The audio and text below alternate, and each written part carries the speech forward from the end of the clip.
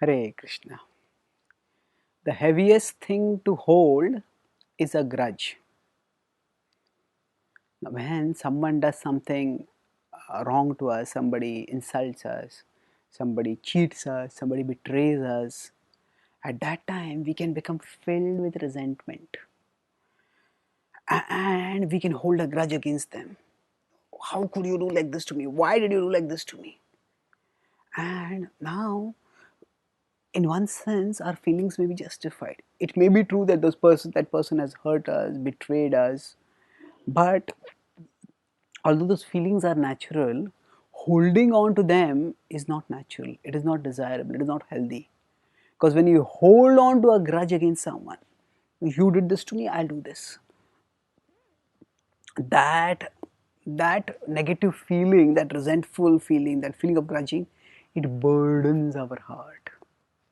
Now, it is a burden which cripples our capacity to our emotional capacity to experience other emotions. Just like if a person is carrying a very heavy weight, then they're so burdened by that weight that they can't much, if they're walking along a road, they can't really enjoy the scenery. They're just struggling somehow to cope with that weight. So, similarly, when we hold a grudge against someone, then at that time, essentially what happens? Now, we are just not able to do anything else. All our emotions get filtered through that grudge. Almost anything and everything that we do. Why did this person do like this? Why? That thought keeps coming back and back and again and again and again in our mind. It it it burdens us so much that it cripples our capacity to experience the variegatedness of life, to experience the richness of life. And when we understand that this is a burden by which we are simply burdening ourselves, then we say, I don't want to hold on to this, I let go. Now you may say, how can I let go? That person has hurt me.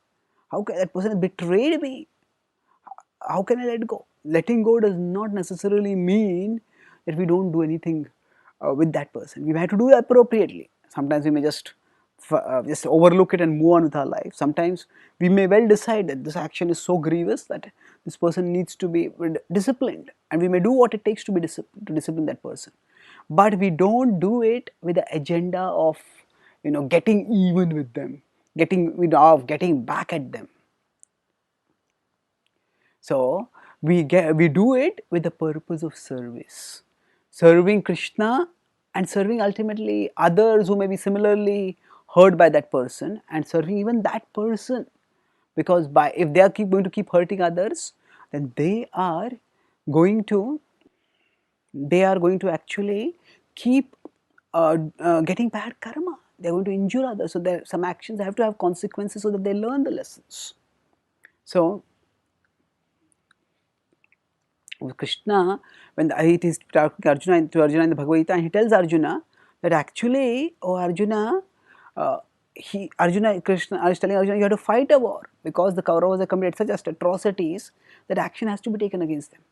But even then, Krishna tells Arjuna, don't hold a grudge against them, don't have animosity against them.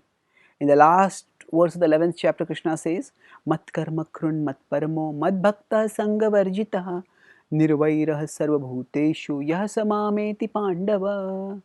So he says, work for me. Mat karma krun mat paramo, make me a supreme goal of life.